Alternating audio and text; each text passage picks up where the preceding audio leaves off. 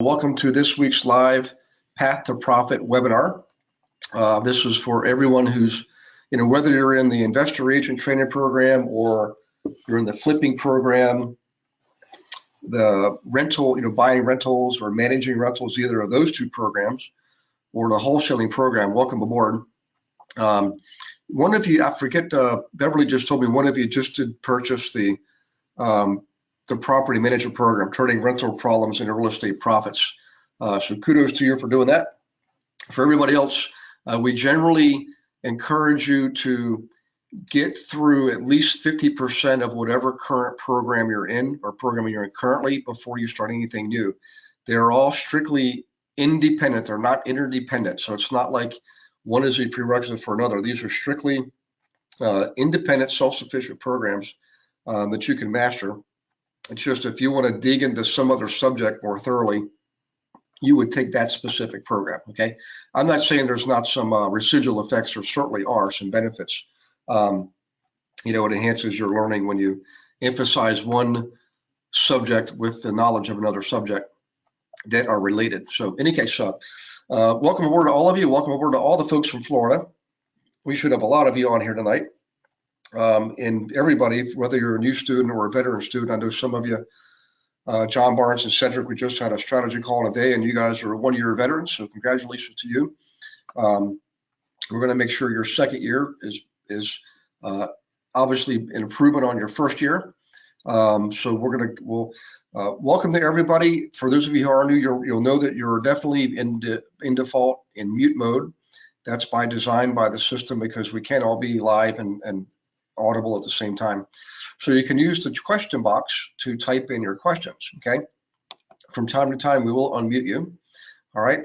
Also, make sure you always read the email from Beverly the very next day. It gives you not only the recording of this, but also any updates to the systems, updates to the material, and any announcements or scheduling announcements, scheduling changes, all that's in there, okay?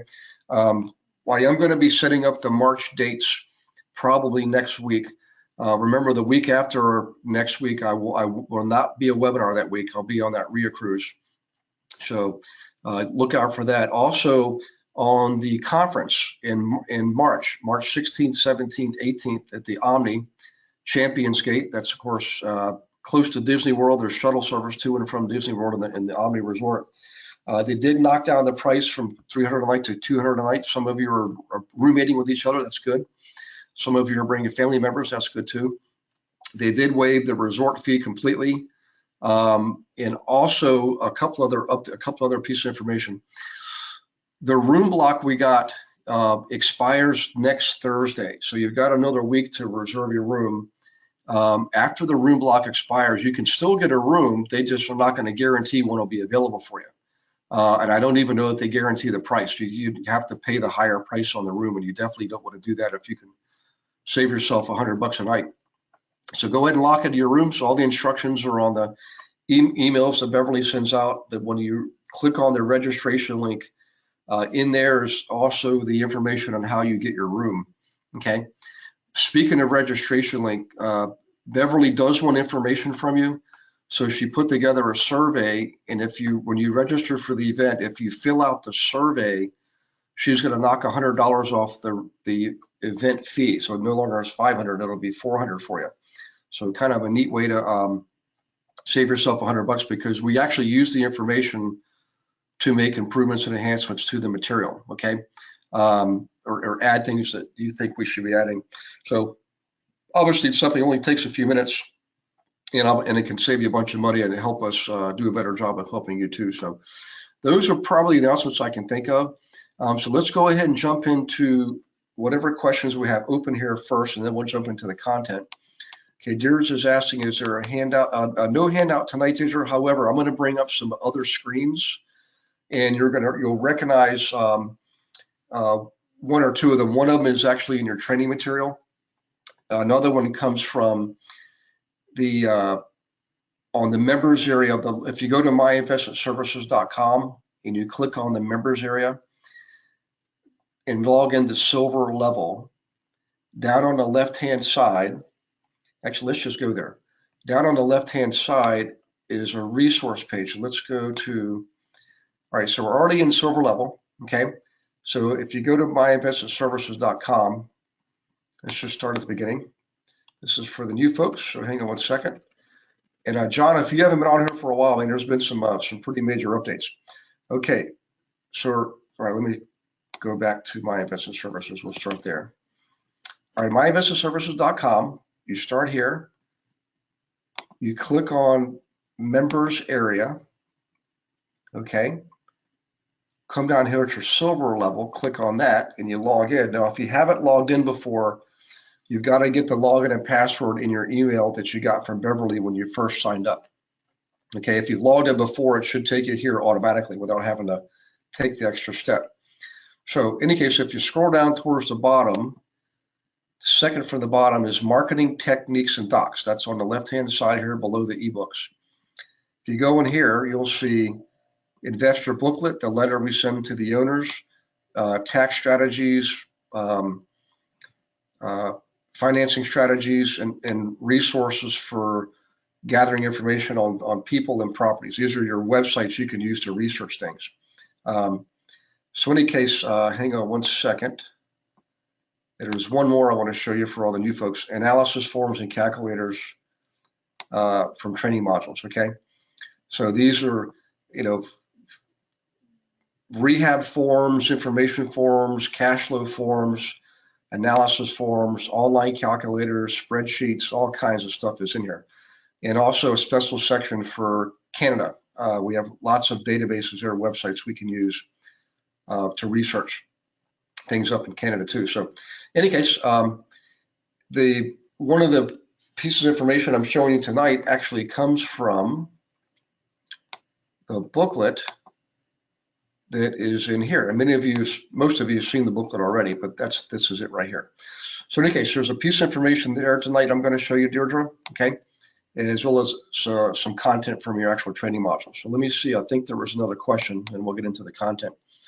Daryl's asking, hey Daryl, are we going to get a hard copy of this information? I can really use it. So Daryl, do you mean a hard copy of the webinar tonight or a hard copy of what I'm showing? Because you do have access to all this. All this is in your what you receive as a student. And in fact, anything I show you tonight, you're going to have in your material, or you already will have in your material. Anything related to the conference, just look for the emails from Beverly, and you'll just go in there and she gives you the information on the conference and those emails. So if you could be more specific, I'm not sure if I'm missing something, Daryl, okay? Okay, let's see. Okay, Daryl says, okay. Is there a handout? No, Deirdre, so there's no handout with this webinar. I'm going to actually, everything you'll need will be on the webinar here, okay? So we'll just go over things in a step-by-step. So let's go ahead and hop to it.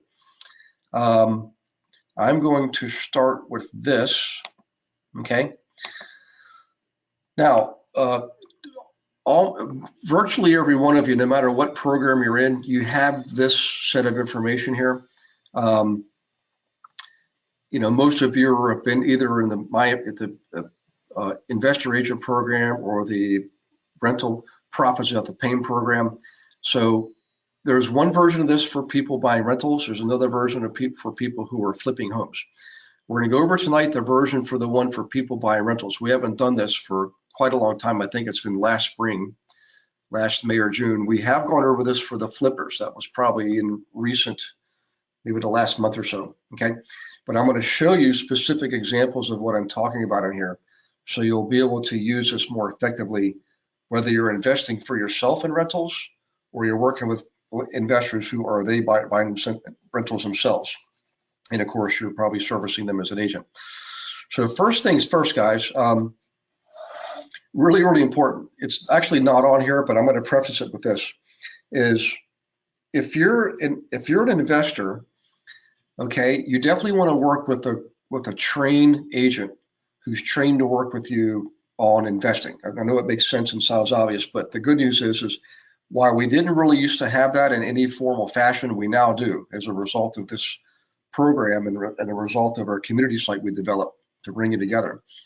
What I'm getting at is you definitely want to interview your agents And likewise, all the agents, when you work with your investors, you want to interview your investors, not necessarily to screen each other, but really to gather information, okay, to find out if your objectives are in alignment.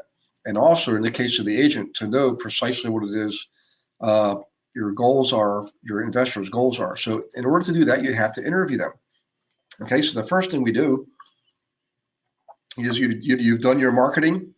Lots of marketing out there. We're not covering marketing tonight, but we cover that in lots of other webinars. You do your marketing, you attract someone, they call you up, okay? The first thing you want to do is just simply have a telephone conversation. It just takes a little bit of time and doesn't cost any money, okay? And the reason is you want to do a preliminary interview. Now, you can just call it a conversation, but the reality is you're gathering information, so technically it's an interview, okay? You want to ask questions about what type of investing does this person want to do, okay? So for example, if you've used the booklet before, we can use the booklet to showcase flip properties. We can use the booklet to showcase rental properties. So when someone has this information, instead of them saying, well, I don't know, I just want to make money or just go find me a good deal, that doesn't help anybody. You need to really get precise, be focused and targeted. And the way you do that is providing information first through your marketing. It's called direct response marketing, or if you want to call it direct mail reverse lead generating, you can call it that too. But the fact is that people respond to that are more qualified. They're sort of pre-qualified. Well, as a result of that, when you interview them, it's easier for them to be more precise in their answers, which is, for example, I want to buy a duplex, or I want to buy a fourplex, or I want to flip a 3-bedroom, 2-bathroom ranch, okay?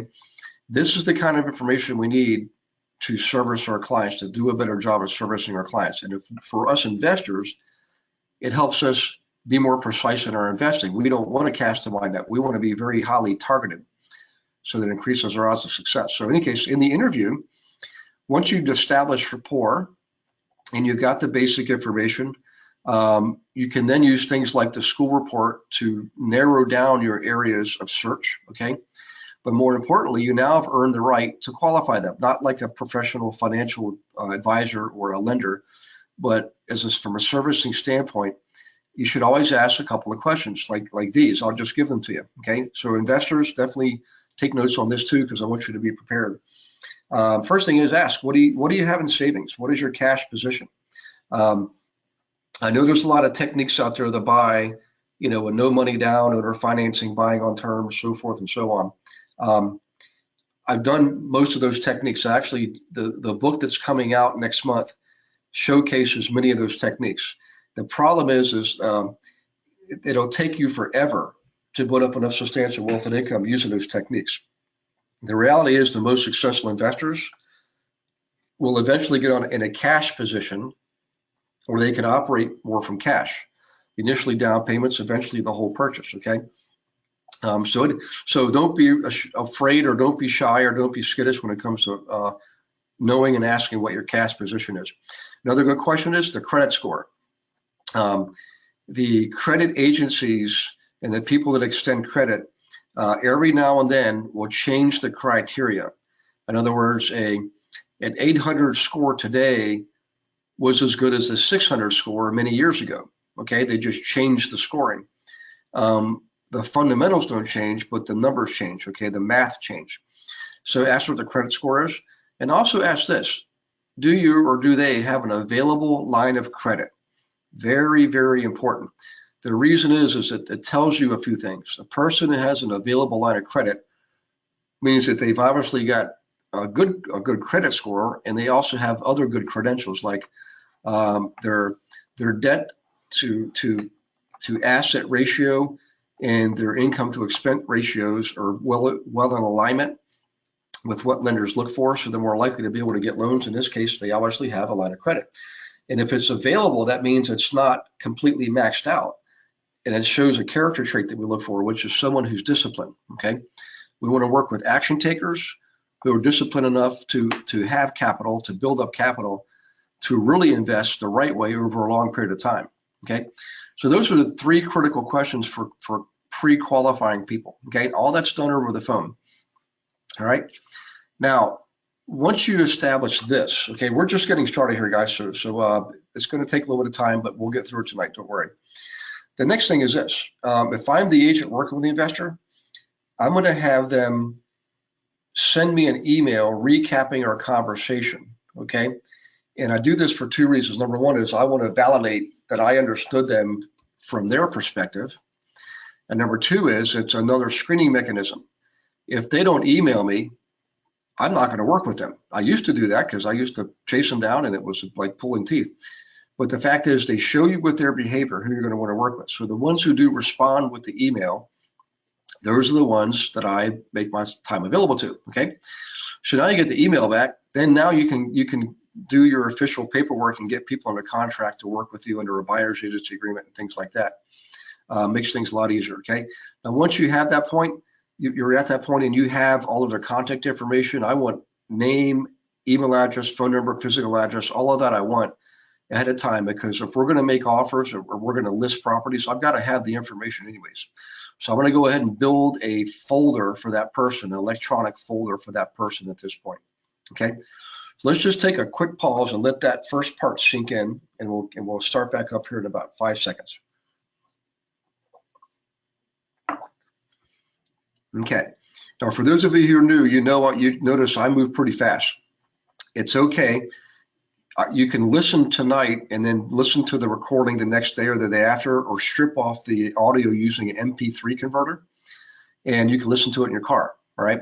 But the more times you hear this, the more it's going to sink in. This particular section tonight is actually one of the most critical things you're going to learn. This is a behavioral skill, and when you master this, you're going to be far more profitable. Everything else I teach is almost all academic. There's a few behavioral skills elsewhere, but this is the most important one.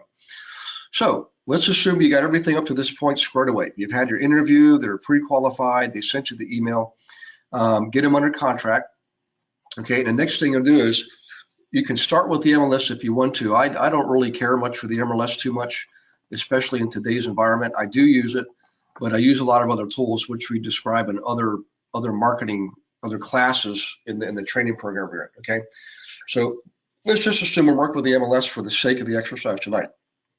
I will set that client up on an MLS search, for the properties that they want in the areas they want to invest in.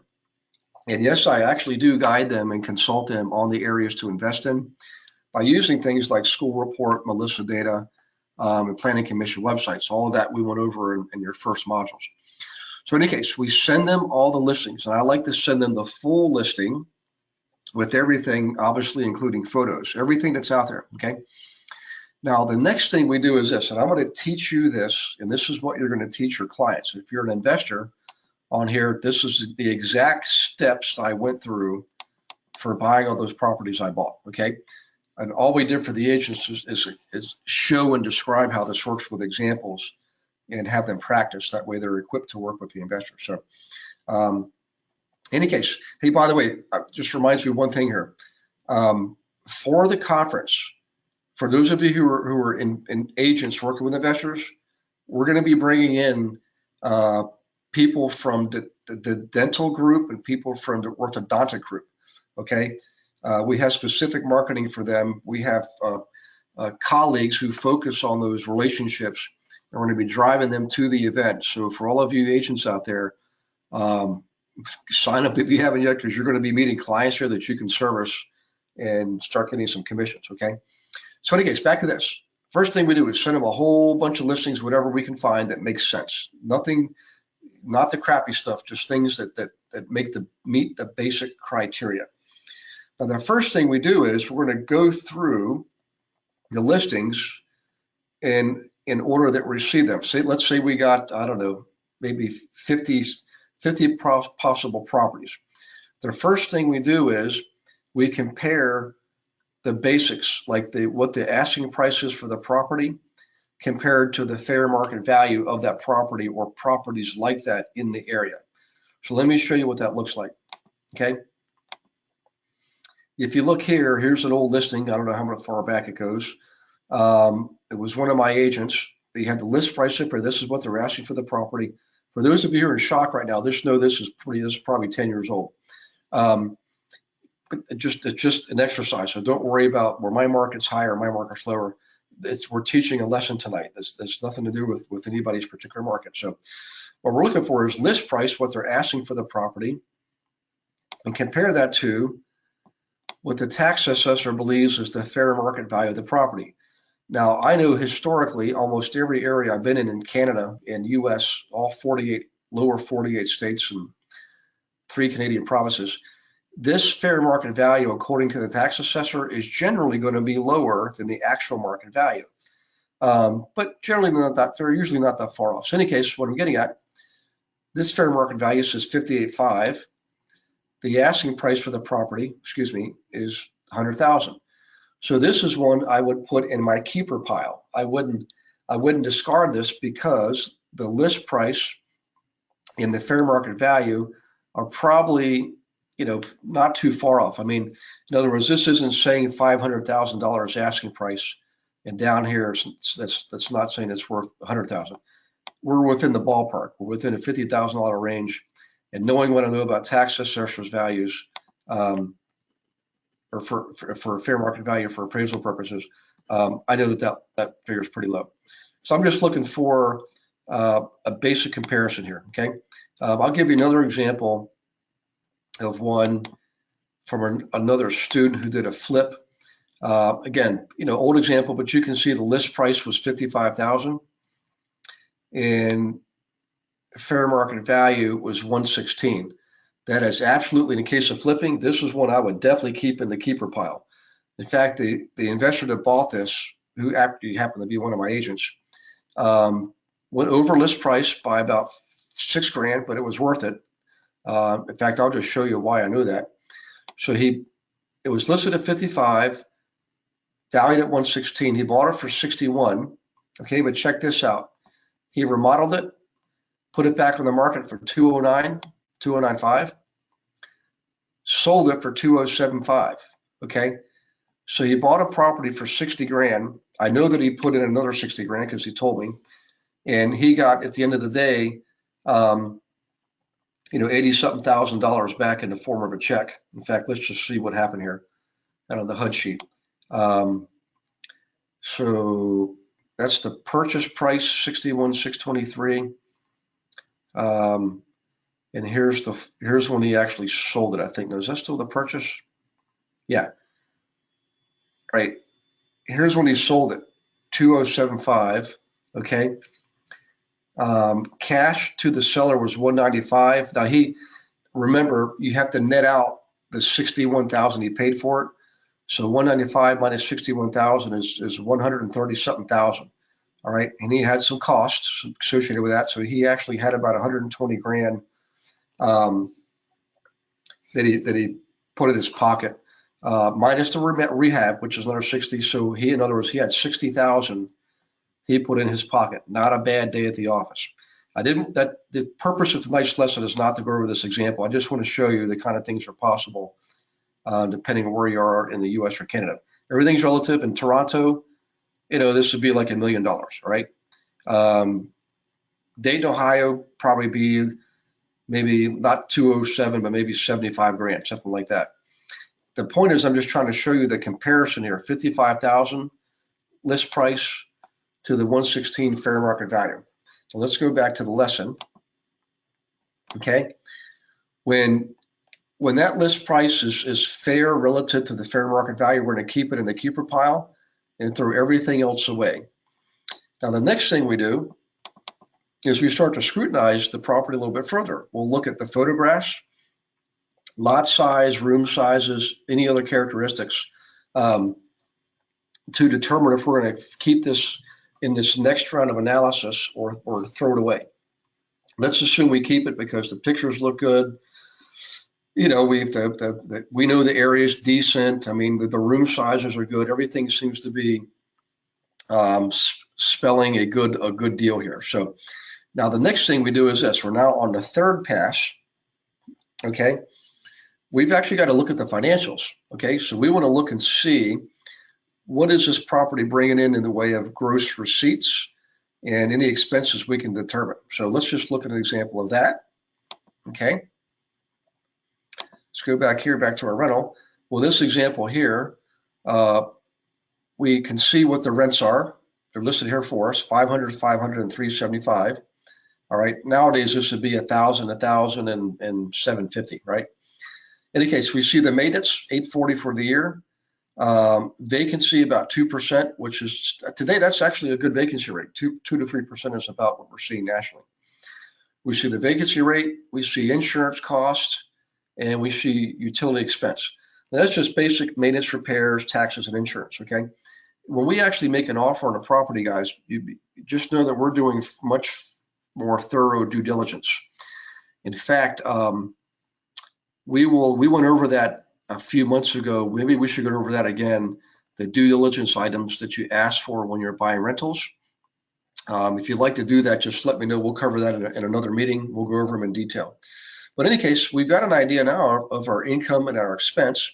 So if we take our income, 16.5, which is these three rents added up and multiply by 12, right? That's 16.5. We subtract our vacancy of 2%, which leaves 16,170. Then we subtract our known expenses, okay? Net operating income ends up being just under 12,000, 11,900. Now, the reason this is important is we're going to look at this figure, the NOI, net operating income, relative to list price, okay? You'll see it's a little bit better than 10%. In fact, it's about 12%. So what that means is cap rate on this is probably about 12%, okay? So that's going to pass the next test of analysis. We like that. We like those numbers, okay? Now let's see what the owner says here. Solid brick building, heart of Bellevue, all new windows throughout the property. All kitchen bathrooms have been updated. Sidewalks are new. Tenants pay gas and electric. This is a really big deal, guys. You definitely want your tenants to pay their own utilities, okay? Generally speaking, owners will always pay water and sewage on multi-units, that is. I know I do. Also, they put on a brand new fire escape. It cost them 11 grand. Good Lord. So it's probably up to code. In other words, guys, this thing is passing the muster. This property is looking really, really good here. Tells us the 2013 tax assessment is 146.9. So if we go down here, he must have appealed. Okay, so real quick here, just a quick comment. For those of you who are buying rental properties or your clients are, and you get upset because the tax assessor raises your taxes because you paid more money for the property, you can still appeal the property taxes on the property. It's one of your rights as a citizen is to appeal your property taxes, okay? And for every municipality, every county that is, and the same thing in Canada and US, there is a process you go through to appeal your taxes at the county level. It's free as a tax-paying citizen, okay? You can hire someone to appeal your tax assessment for you. It's going to cost money. For example, you can hire an attorney, or you can hire a professional appraiser to appeal your taxes for you, okay? If you do, whatever gains you make in the way of lower tax bills, i.e. lower assessment, or they're going to take a portion of that. Sometimes it's a third, sometimes it's a half, but it's only for that next year's taxes. So let's say you appeal your taxes and you cut it in half, and you were going to pay $4,000 a year. Now you're only paying $2,000. Well, the taxes, the person you hire to do your appeal is going to take the difference, which is $2,000. They're going to take a third of that, for example, only in that next year. Every other year thereafter, you reap the benefits over and over and over again. So in the beginning, I used to appeal all my own property taxes all by myself. And the first year I did it, it was a bonanza. I basically won every single one. I was prepared because I talked to an appraiser to figure out, and an attorney, by the way, who sat on the assessor's board and told me what to do. So I did that. Years later, I did the same thing, and I only won half the cases. What I found out was a valuable lesson in political economics. You can always tell a really bad budget year for a municipality when half or more of the property tax assessment appeals are not awarded. because they can't afford it. They need the taxes coming in. So in any case, just a little sort of a side story to help you out. Any case, this one's going to muster past the third test. Man, we got solid income. Okay, we've got known expenses. I'm still going to do due diligence if I make an offer on this and ask for rent rolls for the last 3 years, Schedule E for the last 3 years, an income expense statement, basically a balance sheet, right, showing asset, liabilities, and income and expense, right, and all the contracts on the property for lawn care, pest control, maintenance, repairs, all that stuff. I'm going to ask for all that. In any case, let's go back to the lesson. And so we now got down to this point. All right, another thing we look at is what's the average cost per unit? What's the average cost per unit in the area that you're looking at? And you have to understand the average cost per unit for the different types of units. You've got 3-bedroom units, 2-bedroom units, 1-bedroom units, okay? Could be garages, could be studios, efficiencies, things like that. In this example, we just assume, let's just say 35,000 is the average cost per unit for 3-bedroom units and 25 for the 1-bedroom unit. So let's go back to our example. I don't know if this applies to this area, but so this is a 3-unit, two bedrooms and 1-bedroom. So if we figure 30,000 for the 2 bedrooms, that's 60,000 there, plus another 25,000 for the 1-bedroom. That's 85,000.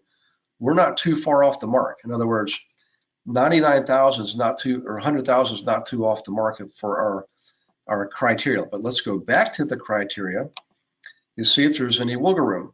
I mean, probably is. In fact, nowadays, guys, these numbers would be much higher. Okay. And if you're again, it's just everything's variable. These numbers are probably accurate for a place like Macon, Georgia, but very, very low for a place like San Francisco. Okay. So everything you have to, in this lesson, you want to plug in the averages for your area. Okay. Matter of fact, it says right here, note, for different areas, you'll have vastly different pricing models. Study your area and make adjustments accordingly. Okay. The bottom line is this. We've now got to the point where we're at the final list of properties that we're going to be paying attention to. There are other variables. In other words, if you or your investor are looking for a turnkey property versus a rehab property, then you have to factor in other important pieces of information. So in other words, if you're doing a rehab and we determine that a property like this in this area is in fact worth $100,000, okay, but this place has deferred maintenance as a rehab job, we've got to deduct from this our projections for rehab. So if we believe that this property needs $30,000 in rehab, then we're not going to offer $100,000. We're going to offer $70,000 or less. Okay. So let's go back to the lesson. What I'm getting at is, if you're doing a rehab project, you got to knock off the cost of the rehab from your the fair market value for that type of property in that area. If it's a turnkey property, turnkey means it's ready to rock and roll the day you buy it. Probably this property is something like a turnkey. In other words, it has new windows, updated kitchens and bathrooms, separate gas and electric, brand new fire escape. I'm willing to venture this place is not going to need a whole lot of work, right? So that's probably more of a turnkey property. And just the point is whether it's turnkey or rehab, that's going to factor into the equation, okay? Always trust your instincts and focus on what you think are the best deals, eliminate the rest, and you're going to get this list of properties down to a manageable few.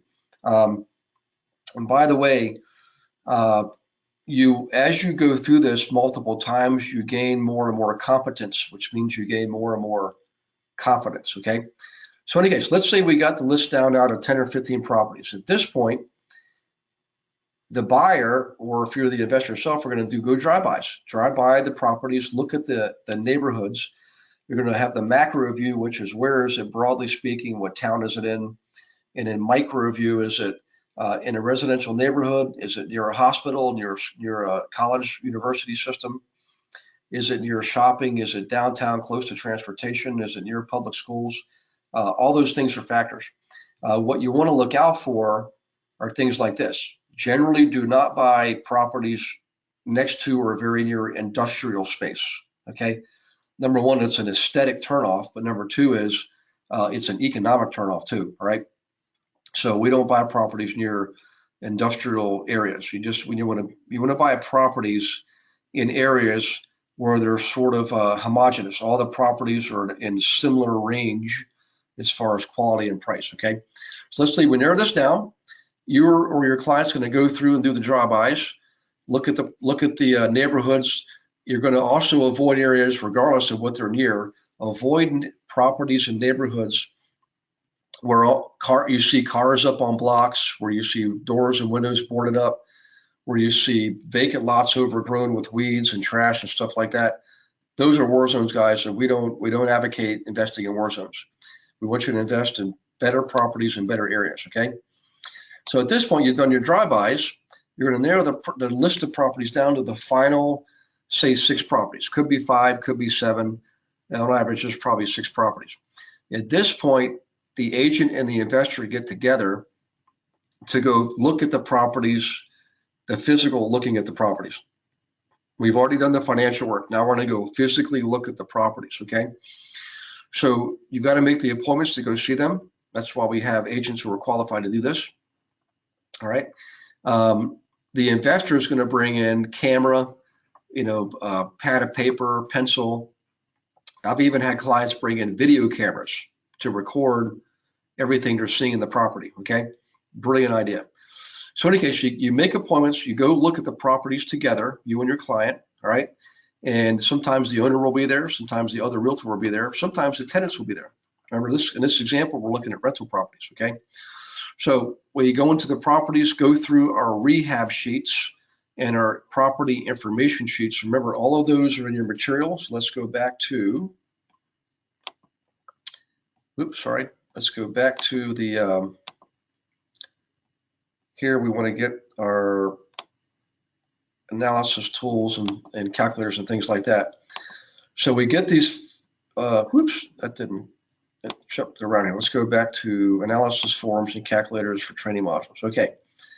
So we go down here. We can see there's cash flow analysis. Let's just pull these up. Okay.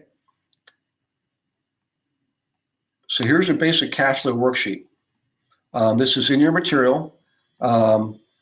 This is a real basic form, although it's pretty thorough. Okay. And of course, we have the calculator that we use to actually plug in the numbers. But cash flow analysis, that's what that looks like. So let me reduce that. Then let's go grab another one. Come on, computer. Let's go back here. Here we go. Let's look at property inspection report. Okay. Let's pull that down. You can see this is a pretty thorough report, right? By the way, we always start on the outside. Look at the grounds first, then the exterior of the building, and then we move to the interior of the building, and we do all the systems first: heating, HVAC, electrical, plumbing, then appliances, things like that. Then we get into more personal stuff like carpeting, doorknobs and things like that. Okay, so that's that one there. Let me reduce this one and go back. Let's just look at one or two more. Just want to give you an idea of really what's out here. Here's the rehab form. So you've done your inspection form. Now you can fill out the rehab form. So you can account for all that has to be done to the property if anything does have to be done.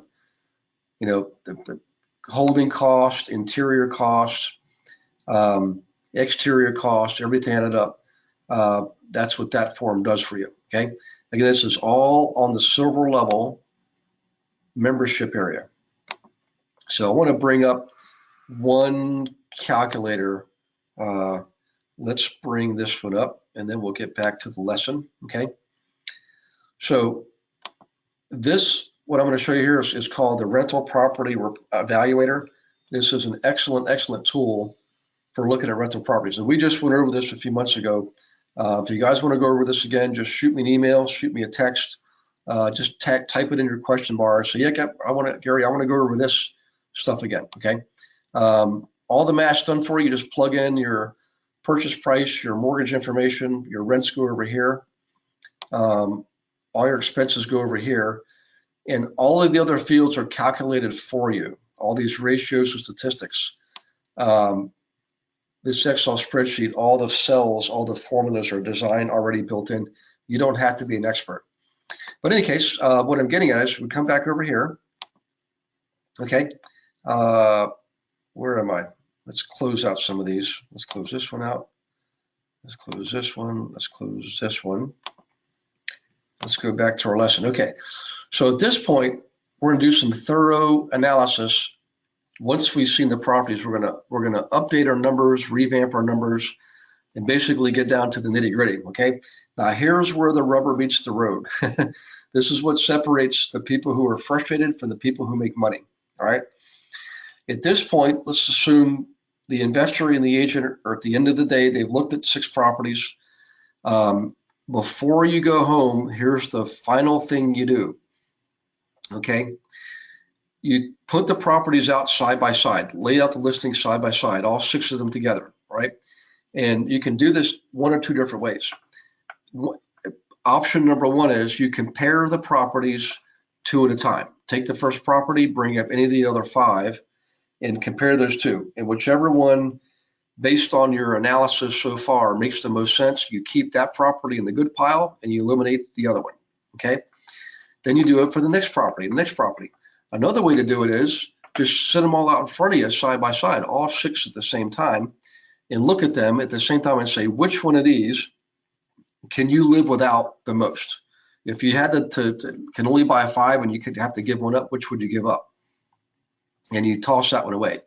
Then you do the same thing, the remaining 5, which 4 are you going to keep and throw away the 5th one, then do it again. Try to get it down to somewhere between 1 and 3 properties, and you're going to know why here in about 5 seconds.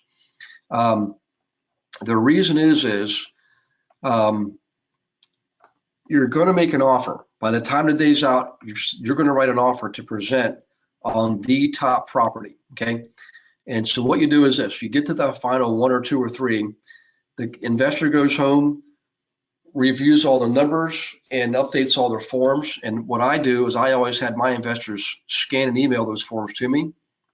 All right. And then we get on the phone at 9 o'clock that night and go over the final 3 or the final 2 or the final 1 property, validate everything, make sure that it looks like they get everything covered. And at that point, I go ahead and write out the offer. Say, okay, great. I'm going to write the offer. I'm going to send this to you in about 15 minutes. Please, sign it. Send it back with a copy of the hand money check, all right, and proof of funds if you're getting a loan, all right? Now that's how you do the business of investing. This is all you initially get the listings you look at about a few days in advance. You do the legwork, then you go look at the properties, and the ones that are the final, winners in this effort are the ones you make offers on. Now let's say you've got 3 real winners and you can only buy 1. Well, what you do is you call the other investors in your group, okay? Or the agent can call the investors, and the agent may buy one themselves. But the bottom line is you get first dibs. We get you under contract first, in the case of an agent here, and then we make the others available to other clients, because otherwise somebody else is going to get them. Might as well be one of your colleagues, okay? But guys, that essentially is what I wanted to show you, okay? So if you look back here at these examples, we gave examples of some listings and how we go through that. Different types of listings from different areas. One was kind of flip example. One was a rental example, which is what we're really focusing on tonight. We went over the steps involved. So let me bring my panel back over and look for questions. Normally, we got a lot of questions on this. So let's go back here. We got a lot of questions. Okay, so let me go back to the beginning. Hang on 1 second. Okay, let's see. Daryl says, okay, I think we're caught up now. So that was Daryl's question. Okay, so let's see. John Bothwell is asking, how do I find multifamily properties that are not for sale? So, John, one of the main tools we use, there's several ways to do this, but one of the main tools we use is a direct mail piece. It's a letter you send.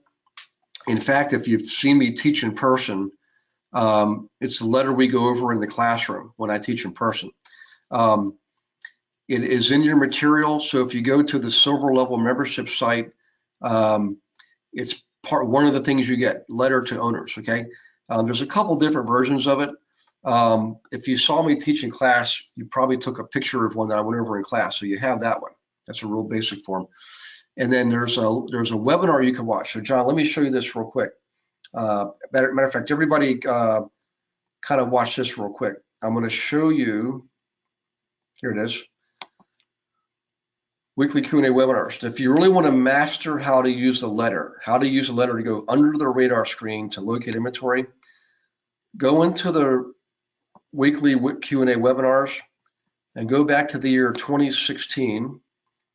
It's in January or February, I can't remember exactly. So let's go back here. I'll get there in a second. These are all of the recordings you guys have access to. Okay, here it is right here. So John and everyone else, go into the silver level, go into weekly Q&A webinars, right? Click on that.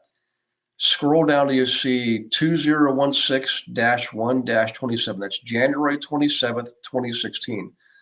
So we went over the letter, the use of the letter thoroughly in this webinar.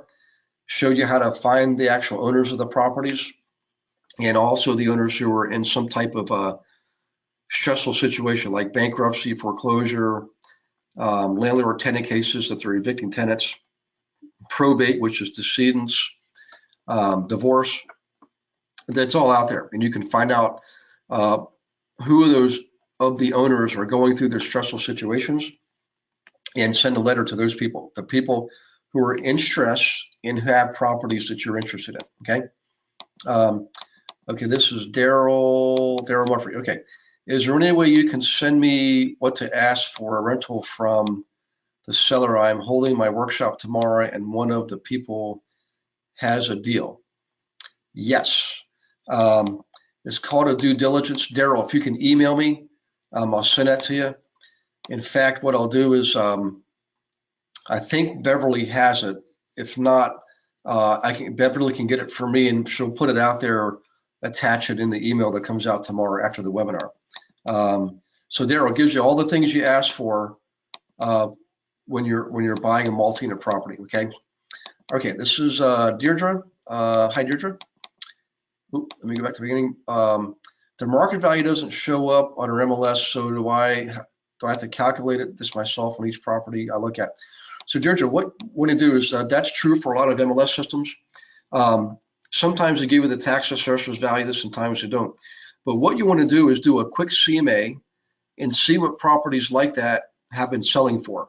That's really all you do in that area. So you want to get specific as you possibly can. Sometimes if you're in a rural area, you've got to go out, spread your wings and go broad, okay? But if you're in a big metropolitan area like Philadelphia, for example, or Orlando or Atlanta, it would be pretty easy to find comps. And the good news is with multi-units, you can go back further in time. You don't have to stick within the last 6 months. But essentially, Deirdre, you've got to know the numbers. And if it's not provided to you, you've got to go get them by doing a CMA. It's real easy. Probably takes 5 minutes on your MLS system. Okay. Okay, this is Mike Lucas. Hey, Mike, good to see you, man. When you appeal taxes, what will it typically reduce it to back to the original amount when you bought the invested property, or is it a percentage? Actually, it's actually neither of those, Mike. When you appeal properties, here's the kind of the big secret, if you want to call it a secret, is the reason we like using appraisers to appeal our properties for us is because the tax assessor appeal hearing officers are themselves appraisers. Almost always. Appraisers or brokers have been around for 30 years, and so by default, they can be called an appraiser. All right. So what I'm getting at is you want to speak appraiser language. So they actually come in with spreadsheets that they use in the appraisal business. When they create appraisals, they use spreadsheets to gather data. Well, that's what they bring in. It's like they're bringing in an appraisal. In fact, they do sometimes. They just do an appraisal on a thing and bring in the actual appraisal. Well, there's nothing any appeals officer is going to reject when it comes in the form of an appraisal. So so what I'm getting at is Mike, it's just whatever that value is. It could be half, it could be a third, it could be 10%. There's no logic like, let's knock it back to the way it was before. That's generally not what they're doing. They're trying to actually get a good beat on things, and you're going to influence them by bringing in, pertinent information. And sometimes they'll give you everything you want. Sometimes you give you half of it. Sometimes they get nothing. But if you do use an appraiser, or you come in with an appraisal, your odds just went dramatically upwards. So excellent question, by the way. Okay, Daryl, where are you getting the numbers for the price per unit? Again, Daryl, that's just doing a little research on the area. So in other words, I would look at sales. If I'm looking for fourplexes, I would look at the last 20 fourplexes that sold. I might have to go back 5 years, but I'm going to look at a lot of fourplexes, for example, and see what the average cost per unit is for 2 bedrooms, for 1 bedroom, for 3 bedrooms. And that's where I get the values from. Okay. Let's see. Daryl's asking, okay, when do you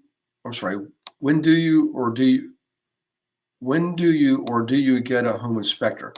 Yeah. Years ago, Daryl, when I first started investing, I paid an inspector to teach me what he was doing. I would go with him on inspections on my own properties that I was looking to buy, and I had them all inspected. Okay. And I learned as much as I could learn. And then eventually what I started doing is doing my own inspections. Now, what happened is a lot of the boards started catching on to this, and they said, okay, the only time they would accept, a broker would accept an inspection report is from a certified inspector, okay? Not from just somebody like me, even though I actually knew that what I was doing. I didn't care about that. My thing was, I went in to do the inspection, and if I saw something that I wasn't sure of, then I would pay for an expert to come in. I would pay for a plumber or an HVAC guy or a roofer or something like that. And that way I fall under the guidelines of a valid inspection report. It just would be focused on one component of the property.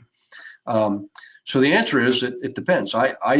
There were years I never paid for an inspector at all. I mean, hundreds and hundreds of properties, no inspector. However, when I'm teaching people, especially new investors and new agents new to the game, I would tell you absolutely get an inspector. All right. Don't ever bypass the inspection clause unless you really know what the heck you're doing. Okay. When you're buying bank properties, as an investor, and you want to do an inspection, they're going to tell you do the inspection and then make your offer. Okay. Now, if you're a homeowner buying a foreclosure, the banks will let you do an inspection as a part of that purchase process, but not investors. They want you to do that ahead of time. Okay. Let's see. This is from Bill Morrow. Hey, Bill. All right. So let's see. If your buyer will be obtaining a loan utilizing a pre-approval from a lender is much stronger than a pre-qualification. Also, make sure the lender is aware that this will be an investment and not owner occupant. Absolutely. Yeah. Bill, when I was talking earlier about qualifying our candidates, our investors, that was really for our own purposes. That really wasn't a formal financial analysis or a loan approval, loan pre-approval or loan pre-qualification. It's just so we know if we want to work with that person or not. And when it comes down to nuts and bolts, we're definitely going to have them, if they have to get a loan, absolutely get a pre-approval. Okay, so this is Pam. Hey, Pam.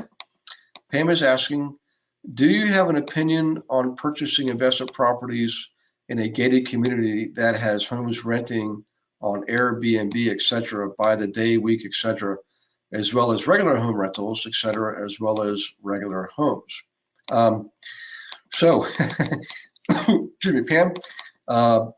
Good news is we're actually developing content just on Airbnb. I held off for a while. I've actually done it myself, and I thought, I can tell you, I think the authorities are going to start cracking down. The traditional real estate industry and the traditional hotel motel industry is not going to keep tolerating this. Well, guess what? I was wrong. There are certain areas that have made it tough on Airbnb. One of those being New York City. Okay. There was a famous case up there last year. Some of you may have saw it, where the governing authority did not go after the owner of the property. They went after the renter who came into New York from California to stay for a week to do some shopping and things like that. Well, they fined him, and it really set a precedent. So they're just always check. Number one, Pam, is always check with your municipality, make sure what they will allow, make sure what the zoning will allow, because just because the neighbors are doing it doesn't mean it's legal, right? I'd find out what's legal. Also, the fact that you mentioned it's a gated community, I probably would not buy a rental property inside a gated community, but I might buy an Airbnb property inside a gated community, okay? Now, keep in mind, Airbnb was intended for the homeowner to make rooms available, not for us investors to buy homes with the intention of making them Airbnb from the outset. That's why I'm afraid we still may see some legislative things coming down the line. So just be careful, tread lightly. This is also relatively new and it's very speculative, very profitable though. So I just think inside a gated community, heightened state of awareness is called for. If you're going to do Airbnb, maybe go in more of a mainstream area, traditional neighborhood, not gated community, because a gated community, the other owners might eventually get ticked off and say, we're tired of this nonsense. We're going to pass an ordinance that's going to not allow short-term rentals in the area. So Pam, a lot to think about there.